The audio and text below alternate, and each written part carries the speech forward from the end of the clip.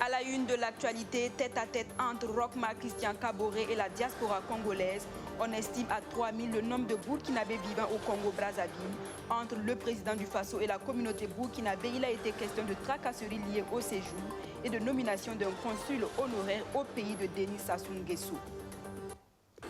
Et puis, le ministre des Infrastructures sur le chantier de construction des travaux de réhabilitation de l'axe Gunguen-Fada et Fada-Bogandé.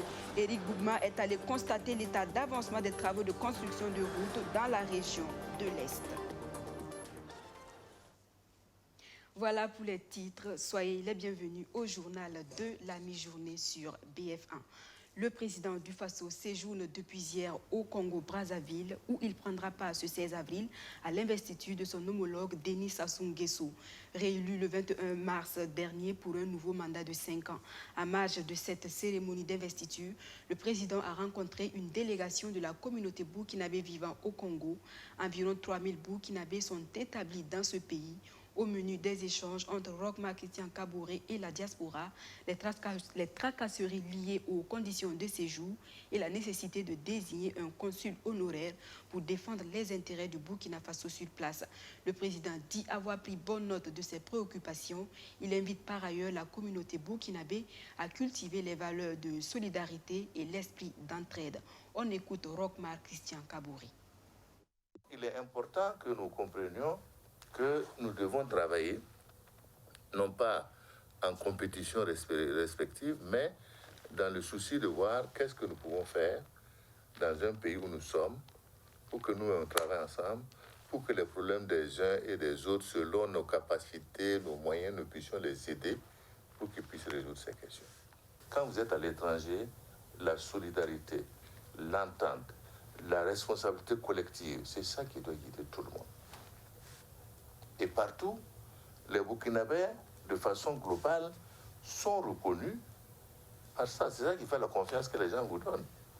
C'est vrai, avec le Congo, nous avons certainement des rapports, mais je pense qu'il est utile, comme je disais tout à l'heure, ce matin au Premier ministre et tout à l'heure à quelqu'un, qu'il était important que nous nous rapprochions pour régler de façon fondamentale tous les problèmes qui se posent ici en matière de paperasserie, de difficultés.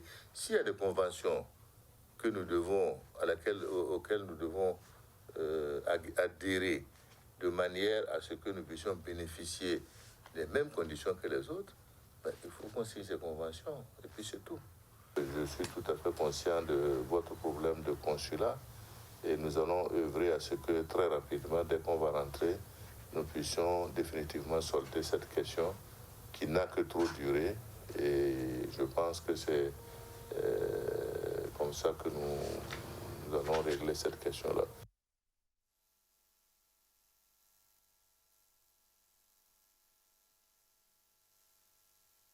D'avancement des travaux de construction et de réhabilitation de l'axe Gunguen-Fada et Fada-Bogandé. Des chantiers qui accusent un retard, mettant ainsi en colère les populations de l'Est. Elles qui se sentent oubliées par l'État. Une coalition d'OSC annonce une marche le 24 avril pour exiger la fin rapide des travaux. L'occasion fait le larron. Éric Bougma a rencontré ses OSC en vue de les rassurer de la volonté de son département à achever au plus vite les travaux. Aux dernières nouvelles, on apprend que la marche du 24 avril dans la région de l'Est est maintenue. Je vous propose d'entendre tour à tour le porte-parole du mouvement RN18 et le ministre en charge des infrastructures. À l'endroit du ministre, le mouvement voudrait savoir quelle est aujourd'hui la suite des travaux de bitumage, en tout cas de Bogandé à Taparko. Parce qu'il faut se rappeler que dans notre plateforme, en tout cas, nous souhaiterons que le bitumage traverse la RN18 de Fada jusqu'à Taparko. Mais je peux vous assurer que nous sommes en train de travailler dessus. Même l'entreprise PFO nous a dit, bon, comme nous on est déjà là, est-ce que vous n'allez pas trouver les ressources pour nous permettre de continuer jusqu'à Taparko. Donc nous sommes en train de chercher. Mais sachez qu'au moment où nous cherchons, vous avez les gens de Batié qui attendent aussi le goudron depuis 1960. Gorom, on est en train d'y travailler. Ça a déjà commencé, ça avance. C'est pour vous dire que déjà, si nous arrivons à terminer ce projet, c'est un pas en avant. Toujours aux côtés du Burkina Faso, face à la presse hier, l'ambassadeur de France a dressé le bilan des activités du centre de crise et de soutien au Burkina Faso. Un centre qui assure la protection des populations dans les zones d'insécurité. Ce face-à-face avec les hommes de médias a également permis d'annoncer d'autres chantiers sur lesquels le pays d'Emmanuel Macron entend s'investir davantage. Entre autres chantiers, la santé, la sécurité et l'humanitaire. Et ce sont 13 millions d'euros, soit 8 milliards de francs CFA, qui seront mobilisés pour soutenir le gouvernement. Abdoulaziz Sarr. La République française affiche une fois de plus sa détermination à continuer son soutien au pays des hommes intègres. Dans le cadre de son programme d'action rapide, elle décide d'allouer 13 millions d'euros, soit plus de 8 milliards de francs CFA à l'État burkinabé. Cette somme vise d'une part à aider les populations déplacées et d'autre part à renforcer les actions du gouvernement en matière de sécurité sur l'axe Ouaga-Kaya-Dori. Et c'était, je crois, le souhait fort du ministre en charge de la sécurité.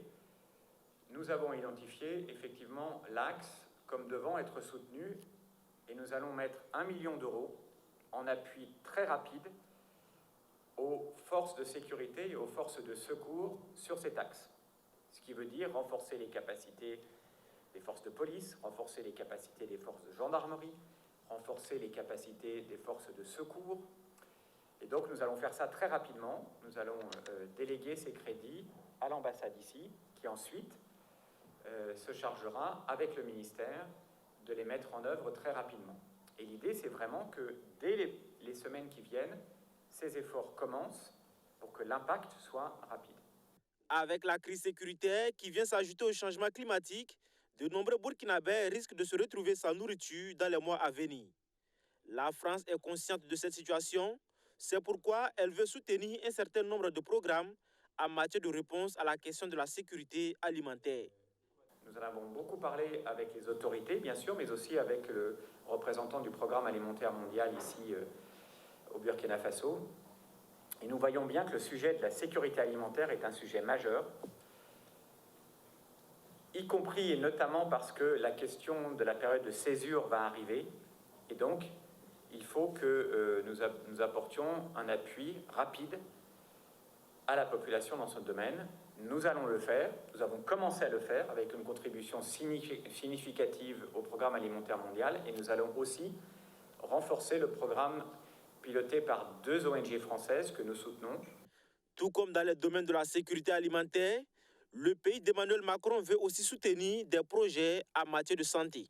Et donc nous avons pu annoncer aux autorités du Burkina Faso, à la fois au niveau national et au niveau de Kaya, que nous allons là, dans les jours qui viennent, prolonger le programme de soutien au CHR de Kaya, notamment en matière chirurgicale, mais pas seulement, et aussi d'ailleurs au CMA de Barcelogo, parce que nous pensons qu'il faut aussi offrir des services qui ne soient pas simplement dans les grands centres urbains, mais qui se portent de plus en plus aussi vers les populations.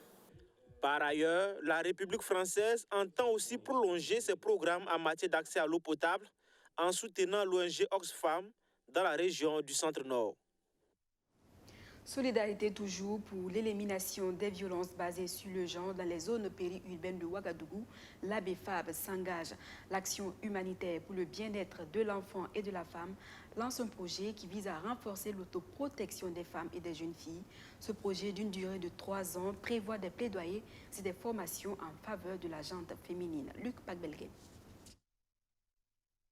L'ABFAB, l'Action communautaire pour le bien-être de l'enfant et de la femme au Burkina, lance depuis son siège au quartier Pissi de Ouagadougou le projet Accélération des actions préventives et pour l'élimination des violences basées sur le genre dans les zones périurbaines et les communes rurales de Ouagadougou.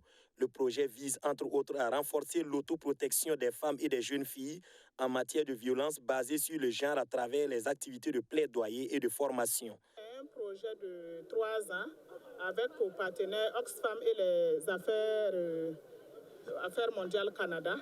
Et c'est un projet d'accélération sur les violences basées sur le genre. Il y a des bénéficiaires directs qui sont les jeunes filles et les femmes. Les jeunes filles de 10 à 16 ans et les femmes qui sont les principales bénéficiaires de ce projet-là. Le projet d'accélération des actions préventives pour l'élimination des violences basées sur le genre est prévu pour 3 ans et couvre les 12 arrondissements et les 6 communes rurales de Ouagadougou. Il est d'un montant de 26 82 000 francs CFA. Oxfam et Affaires mondiales Canada accompagnent l'ABEFA pour la réalisation. Concrètement, c'est pour mener des sensibilisations et faire des plaidoyers auprès des leaders communautaires et des sensibilisations à l'endroit de la population sur les violences basées sur le genre.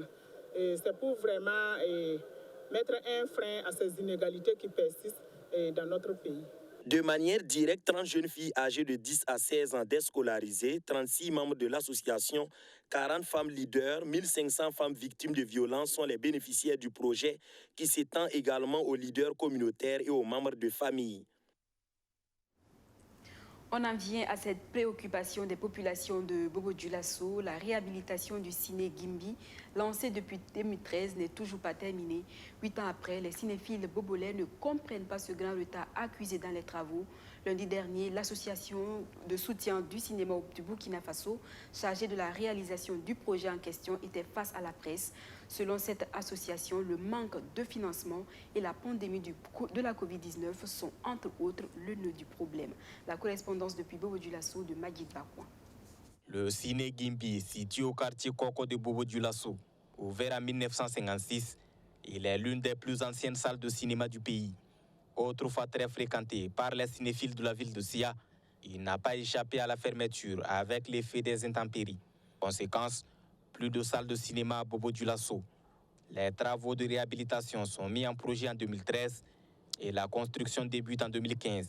8 ans après le lancement du projet de réhabilitation de cette salle mythique de la ville de Sia, les populations sont toujours dans l'attente. Toutes les salles de cinéma à Bobo-Dioulasso sont fermées. Bon, les 1 qu'ils vont ouvrir là, nous on entendait beaucoup, parce que nous on fait face au ciné Gimbi, il y a beaucoup d'activités dans ça. Notre femme là, il vend aussi à côté du ciné Gimbi. Bon, le gouvernement n'a qu'à essayer de faire effort pour ouvrir le ciné Gimbi. Bon, c'est quelque chose que nous on attend beaucoup. Hein. Le ciné Gimbi, vraiment, dans le temps, c'était le ciné Gimbi, après la fermeture du ciné Gimbi, ça a rendu carrément Koko, je dirais, impopulaire. Parce que c'était la salle qui faisait bouger quand même pour Bobo-Dioulasso, je vais le dire, et Koko qui activait pour beaucoup Koko. Lili Oderset est la responsable de gestion du ciné Gimbi. Selon elle, le retard dans l'ouverture de l'infrastructure est dû à des problèmes de financement. L'autre difficulté qui ralentit le projet, c'est la pandémie de la Covid-19. C'était un gros projet. Et donc c'est pour ça déjà qu'il fallait réunir ces fonds. Ça, c'était pas simple. Donc on a eu la chance d'être aidé par des partenaires, autant des partenaires privés, quelqu'un qui a acheté un t-shirt, qui a acheté une place dans la salle, que d'autres partenaires de différents pays. Une autre cause, c'était des causes évidemment sanitaires, puisqu'il a fallu attendre d'être sûr que si on ouvre le ciné Gimbi, on pourra déjà bien l'ouvrir, inviter plein de monde, faire de cet événement un gros événement et aussi que les gens puissent venir librement voir les films. Grâce au soutien de partenaires nationaux et internationaux, les travaux de finition sont en cours. Le ciné Gimbi devrait donc ouvrir ses portes aux cinéphiles en août prochain, selon les responsables en charge des travaux. Actuellement, nous sommes à la phase de finition. La phase finition, c'est-à-dire que le plus gros du bâtiment est déjà fait. Il reste justement que l'aménagement intérieur. C'est-à-dire dans la salle, c'est mettre de la moquette et le revêtement des sols, le revêtement des murs et ensuite installer les sièges. Et donc, on va dire que nous sommes à 80% et des travaux faits. Le reste est 20% et donc nous sommes à la phase de finition. Le ciné Gimbi, c'est une salle de cinéma de 172 places, dont 4 places pour les personnes handicapées. Aussi, pour permettre l'organisation d'autres activités, il est prévu des bureaux, une esplanade de 250 places, un restaurant et un jardin. Le projet à terme devra coûter plus de 900 millions de francs CFA. Le village de Kissan, dans le canton de Yaba, a un nouveau chef. Le Douti Lamawago Somezena, 9e occupant du trône de Kissan, place son règne sous le signe de la préservation de la culture. L'intronisation de ce chef commis des douanes en son et en image avec Luc Pacbelgem. Du haut de son cheval blanc, le nouveau chef de Kissan parade dans cette localité relevant du canton de Yaba, mais considérée comme le secteur 9 de Toma. C'est le Douti Lawamagwa Somezana, le 9e de la lignée. Littéralement, Lawamagwa signifie « Dieu fais-moi grâce » et Somezana veut dire « arranger la famille ». Le nouveau Douti de Kissan succède à Douti Doulaïki qui a régné de 2007 à 2019. L'installation officielle du nouveau chef a débuté par le port du bonnet assuré par le chef de canton de Yaba, suivi de la sortie du chef nouvellement couronné. Ce dernier ne va pas manquer de se délecter de l'eau de bienvenue offerte par son épouse. La montée du cheval entame une procession sur les tombes des chefs défunts de la famille. Ces différentes étapes couronnent pleinement ce fonctionnaire des douanes de son vrai nom, Hilaire Ki, comme nouveau chef de Kissan. Je voudrais simplement dire que le village dans lequel vous êtes aujourd'hui s'appelle Kissan, qui signifie « je suis descendu ici ». Parce que l'enfant, le jeune homme qui est arrivé ici avec sa maman, a dit à sa maman, ici, je constate qu'il y a de la verdure. L'endroit est boisé. Il y a une colline. Il y a des signes qui montrent que nous pouvons nous établir ici. Donc, nous allons descendre ici. En samo, quand on traduit, ça veut dire qu'ici. C'est là qui se cana, et c'est ça qui est devenu Kissan. Si je devrais placer mon mandat sous un signe, je dirais que c'est sous les signes de la cohésion sociale et de la valorisation de la culture et de la tradition que nous sommes en train de perdre quelquefois sur le plan de la culture. Les bénédictions des chefs coutumiers invités, des leaders religieux sont allées dans le sens d'accorder un long règne au Douti de Kissan. Je pense que c'est un très bon choix, que ce soit lui qui soit le chef donc de Kissan. Et donc je suis là aujourd'hui à 3 titres. Premièrement, en tant que fils de la région. Deuxièmement, en tant que ministre en charge de l'éducation. Vous savez que pour moi, l'éducation doit s'appuyer sur notre socle culturel et traditionnel. Parce que notre développement ne peut se faire que de façon endogène. Et troisièmement, en tant que promotionnaire et ami donc, du chef de Kissan. Donc ce que je souhaite, c'est qu'il puisse avoir un très long règne. Je le connais doté d'un sens ardu envers le combat pour le bien-être des populations, pour l'union des fils, pour le développement intégré depuis le local, depuis la base. Quelqu'un d'autre se serait mis au-dessus de la mêlée pour ne pas devenir chef, parce qu'il occupe déjà de très hautes fonctions. Mais chacun doit savoir d'où il vient. Les présences du Larlé Naba et du prince Hakim ont validé définitivement le règne du nouveau chef, car tout bon Samo n'accède à la royauté qu'avec l'accord d'un Mossi. Un nouveau siège est offert en cadeau par le prince Hakim au Douti Lawamagwa Somezena, chef du village de Kissan, à qui tous souhaitent un long règne comme celui de son grand-père, le Douti Dikieki, qui a régné 74 ans.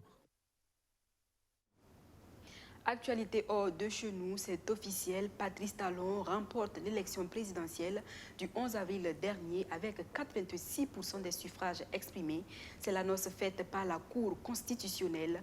Patrice Talon, malgré le boycott de l'élection par l'opposition, le président béninois se réjouit du taux de participation à ce scrutin. Pour ce second mandat, Patrice Talon entend durcir le ton et déjà les responsables des violences pendant la campagne électorale qui a coûté la vie à 2 personnes seront identifiés et punis. Patrice Talon peut se réjouir, sa réélection a été confirmée par la Cour constitutionnelle. Malgré le fort taux d'abstention d'un scrutin boudé par l'opposition, le président du Bénin s'est adressé à ses citoyens pour se féliciter de sa victoire. En dépit des circonstances dans lesquelles elles se sont passées, les menaces, les intoxications que nous avons connues, que nous avons vues, les violences auxquelles nous avons assisté, malgré tout cela, plus de la moitié des électeurs sont sortis, sont allés aux urnes et ont exprimé leur choix. Réélu pour un second mandat avec 86% des votes, le président Patrice Talon affirme que sa victoire est un signe de l'adhésion des Béninois à ses politiques. Nous venons de loin et nous irons très loin. Maintenant, chacun devra voir les effets de notre effort commun dans sa maison, dans son bien-être personnel.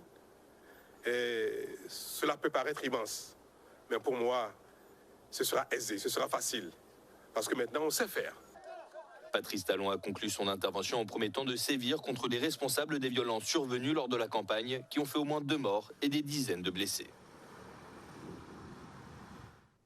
Dernier point de ce journal, aux États-Unis et plus précisément à Indianapolis, 8 personnes au moins ont été tuées dans une fusillade, portant à 3 le nombre total de fusillades de masse survenues dans cette année dans cet État de l'Indiana.